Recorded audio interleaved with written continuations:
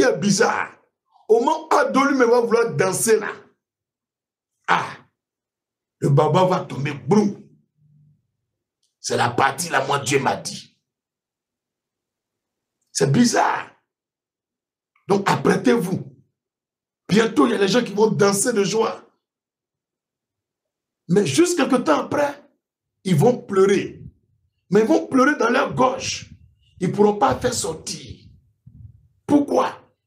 Si je ne t'ai rien dit, ne dis rien. Tu as compris? C'est depuis ce jour que je ne parle pas. Mais une fois que mon vieux père me donne OK, je parle en même temps. Vous avez vu le prophète, mais le pasteur qui s'est marié dernièrement là. Sans pitié, j'ai parlé. Parce que Dieu m'a dit sa pensée. Si tu n'as rien dit, il faut te taire. Si tu n'as rien dit, il faut te taire. C'est bien compris?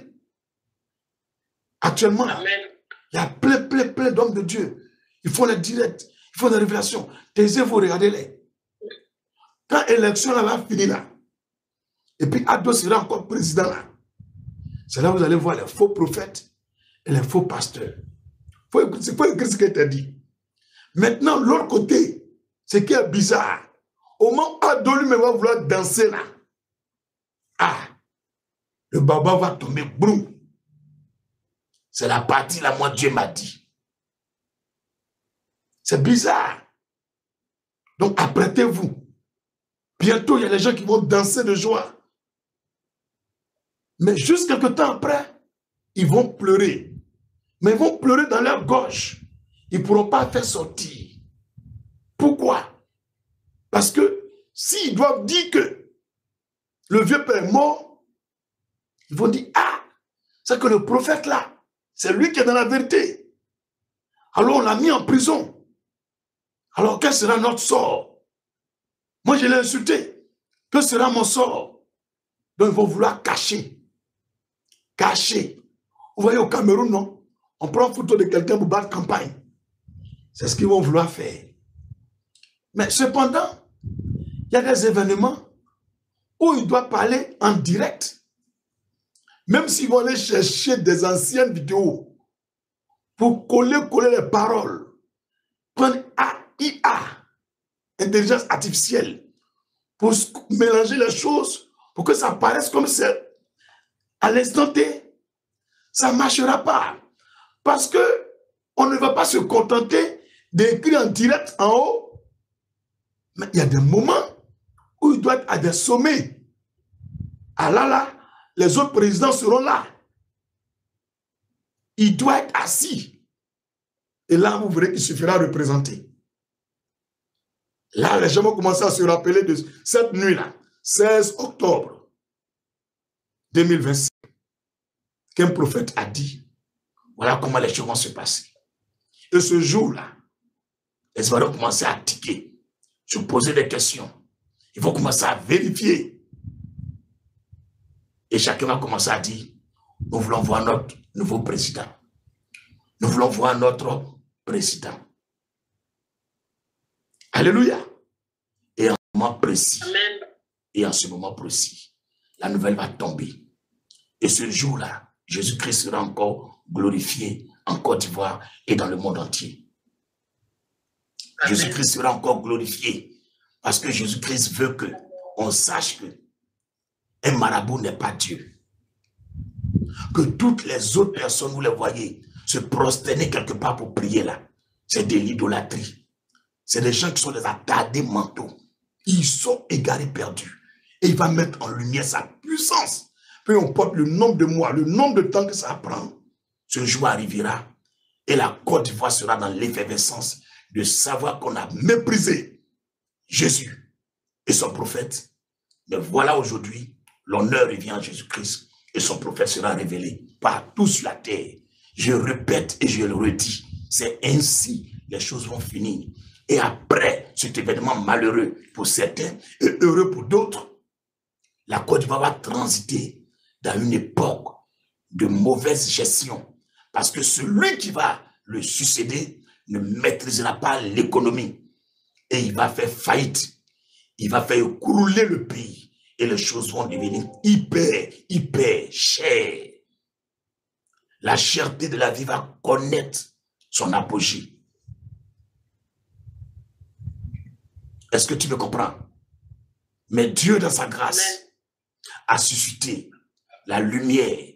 Et cette lumière va rentrer dans le cœur des étrangers en Côte d'Ivoire, du peuple ivoirien.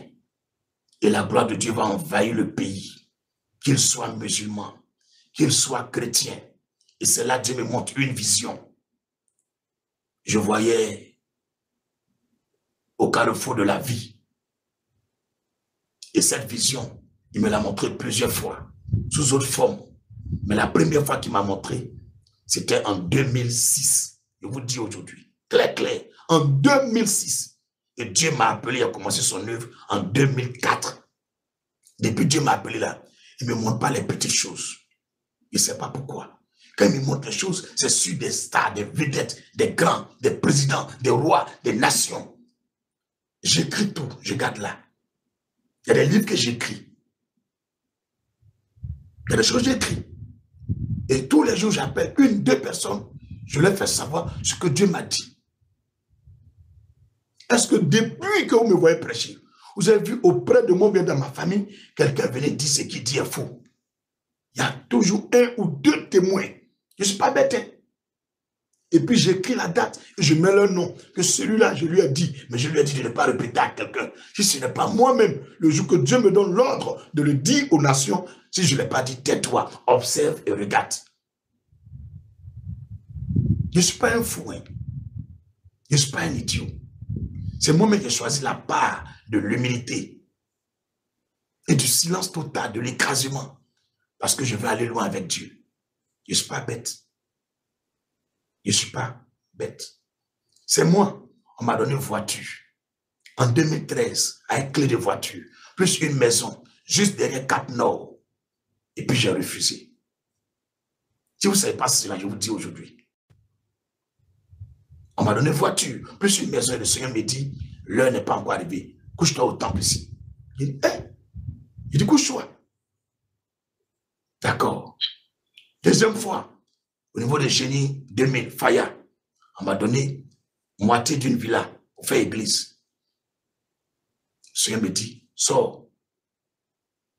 Si je vous donne ce témoignage, c'est pour que mes frères et mes sœurs, qui sont excités par le langage politique, d'envahir les rues, de livrer la poitrine, afin de délivrer la Côte d'Ivoire par leur force, c'est une grosse erreur.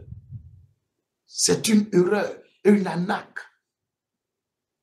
Moi, en tant que serviteur de Dieu, épris de paix, épris d'amour, investi de l'autorité divine, je conseille l'abstinence à ce genre d'acte. Abstenez-vous de cela.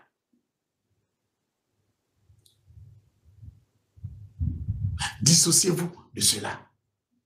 Vaquez à l'œuvre de la foi et de l'esprit. Je sais que ça vous fait mal, ça vous dérange. Pour certains, j'ai pris de l'argent avec ceux qui sont au pouvoir. Pour certains, j'ai pris de l'argent avec ceux qui sont dans l'opposition. Pour certains, je suis partisan. Mais les deux côtés, quand eux-mêmes me regardent, l'opposition comme ceux qui sont au pouvoir, ils savent qu'il n'y a pas ça entre moi et puis eux. Pour vous qui connaissez Dieu, regardez avec vos yeux. Je reviens sur la vision. Et je voyais au niveau du carrefour de la vie, dans cette ère de mauvaise gestion de l'économie du pays, de la dilapidation totale des biens de la nation, de l'exposition de la Côte d'Ivoire à une honte pas possible. Je voyais des gens quitter vers le côté du deux plateaux. Ils étaient en boubou. Ils avaient des chapelets en main. C'était des imams. Juste à côté d'eux, il y avait des prêtres catholiques. Mais c'est bizarre, je n'ai pas vu de pasteur. Ça m'a fait bizarre. Je n'ai pas vu de pasteur. Je ne vais pas vous mentir. J'ai vu les prêtres catholiques et des imams. Ils venaient du côté du deux plateaux. Et derrière eux, il y avait une foule pas possible.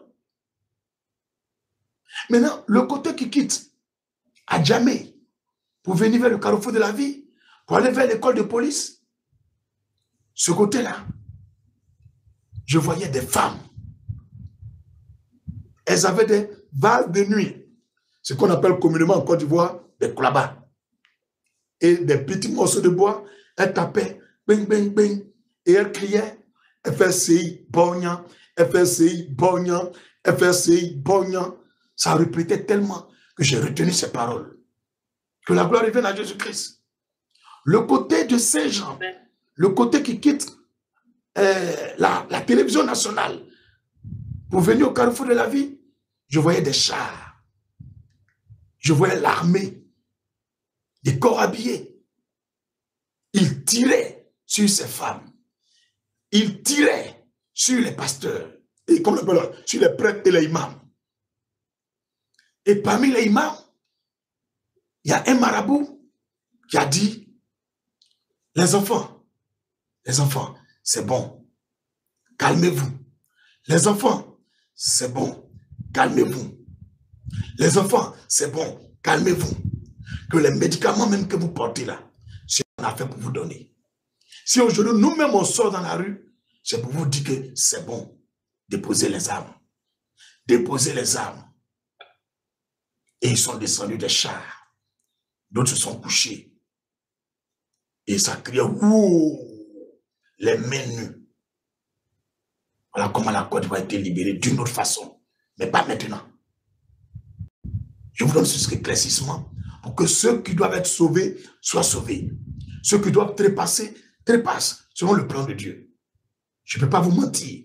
Si je mens, que Dieu m'enlève son souffle de vie, maintenant même, si je suis en train de mentir sur ce que je n'ai pas vu et que j'ai dit, qu'il me retire son souffle de vie immédiatement au nom de Jésus-Christ.